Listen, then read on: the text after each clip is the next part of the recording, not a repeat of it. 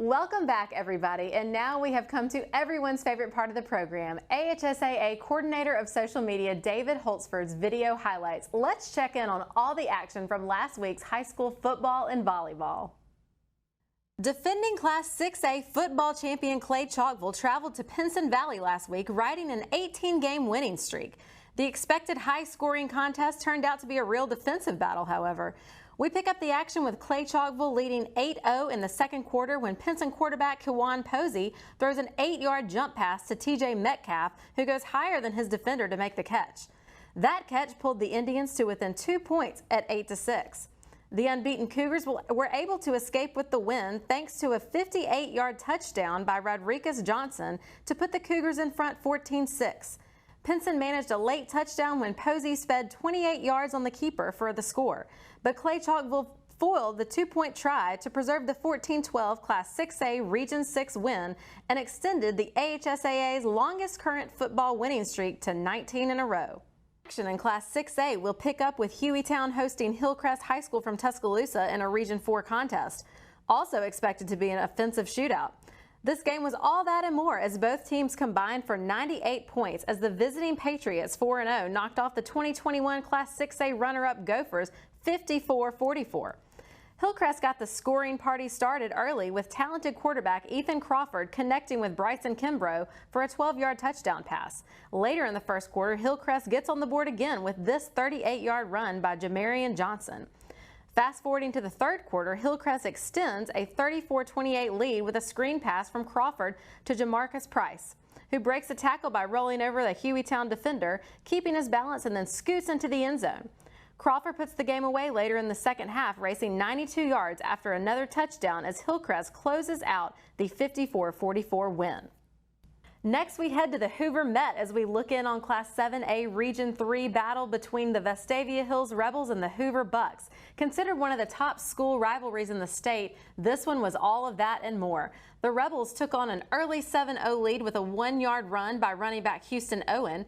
Then Hoover tied the game at 7-7 on a 6-yard pass from Brewer Smith to Amari Williams, but Vestavia would take the lead right back when Luke Turner passes to William Tonsmeyer on a 13-yard touchdown connection.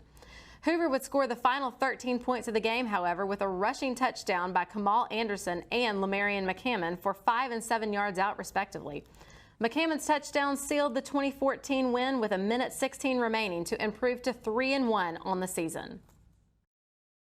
We remain in Class 7A heading to Opelika for the Region 2 headliner featuring the Bulldogs and Central Phoenix City. Another defensive battle ensued with Opelika's Ja'Cory Thornton and Caden Cooper scoring touchdowns for the Bulldogs to take the 14-7 lead. Central tied the game late with Jalen Epps' 3-yard run, and we pick up the action with Opelika lining up for a field goal in regulation to win the game. But Central comes up with a huge blocked kick and sends the game into overtime. The Bulldogs come up with an interception during the Red Devils' offensive series in the extra period, and Opelika coach Eric Speakman called on place kicker Johnny Cecina to kick the game-winning 25-yard field goal as the Bulldogs snapped a 6-game losing streak to the Red Devils with a 17-14 win. Moving to Class 3A, we head to Northeast Alabama to find defending Class 3A state champion Piedmont taking on Plainsview. Piedmont senior quarterback Jack Hayes, who is closing in on the all-time AHSAA state record for career passing yards and total touchdowns, used his running ability to rush for 106 yards and 3 touchdowns as the Bulldogs built a 21-0 lead early before the Bears clawed back to within 1 touchdown. Piedmont got late touchdowns from Ishmael Bethel and Rolly Pinto as the Bulldogs post a 34-21 victory in the Class 3A Region 6 win. Defensively, Brody Epps and Rhett Alford had 14 and 11 tackles respectively to seal the victory. With weather forcing 109 games to be played on Thursday night last week, we head to Mobile County for a Class 6A Region 1 battle at Saraland between the Spartans and the Spanish Fort Toros. It was one of the 82 games to be played on Friday night last week. Spanish Fort opened the scoring with a 60-yard touchdown run by Sawyer Wilson. Saraland responded with a 43-yard touchdown run by Sante McWilliams Jr. to tie the game. Later in the fourth quarter, with Saraland holding on to a slim lead, quarterback KJ Lacey finds Ryan Williams for a 43-yard touchdown pass as Saraland rolls to victory at 35-24. There was also plenty of volleyball action across the state last week. We head to the Shoals area to check in on Shoals Christian and Covenant Christian in Class 1A action. Covenant Christian wins the match 3-1 and closed out an outstanding week, winning 7 matches over Class 3A Colbert Heights and Phil Campbell, and then beat Red Bay, Colbert Heights, Russellville, and host Bell Green in the Bell Green Invitational Tournament. Ashley Gann had 91 kills, 50 digs, 33 blocks, and 9 aces to lead the Eagles.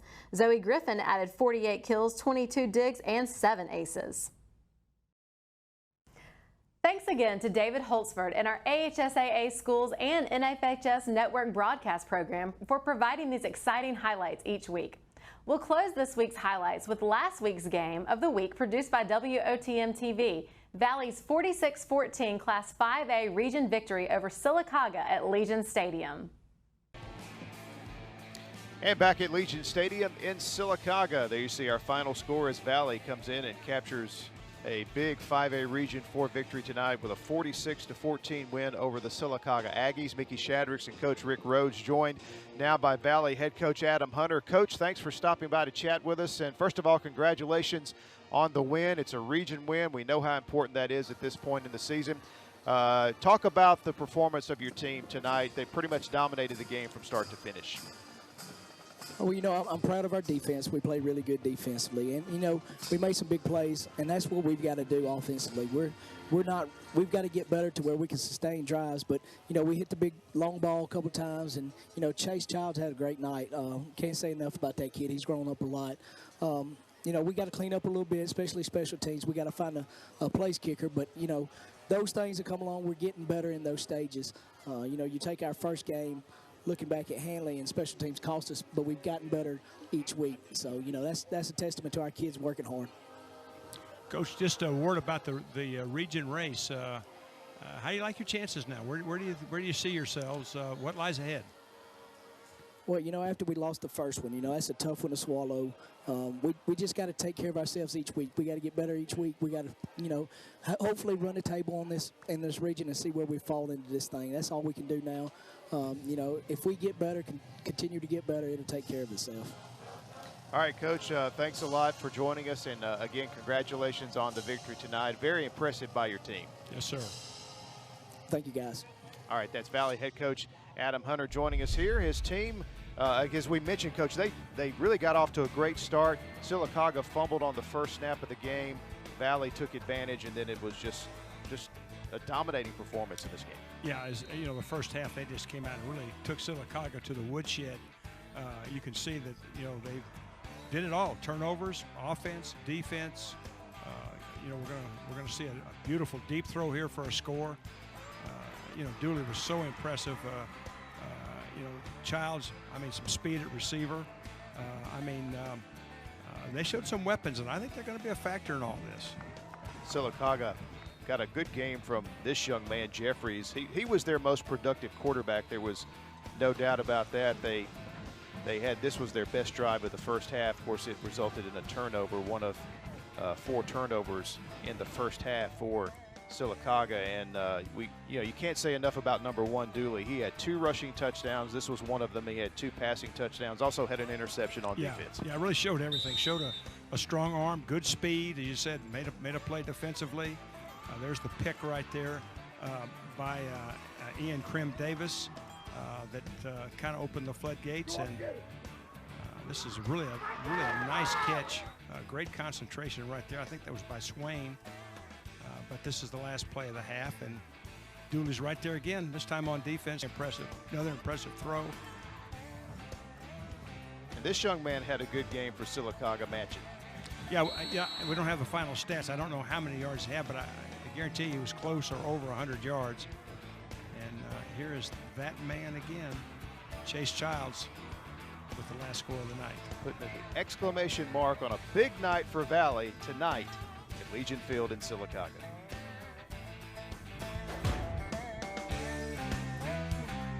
Well, that'll do it for this week's episode of AHSAA TV Weekly. Be sure to send your highlights to David Holtzford, and don't miss this week's Game of the Week, Auburn at Lee Montgomery. We'll see you back right here next week with even more exciting Alabama sports action.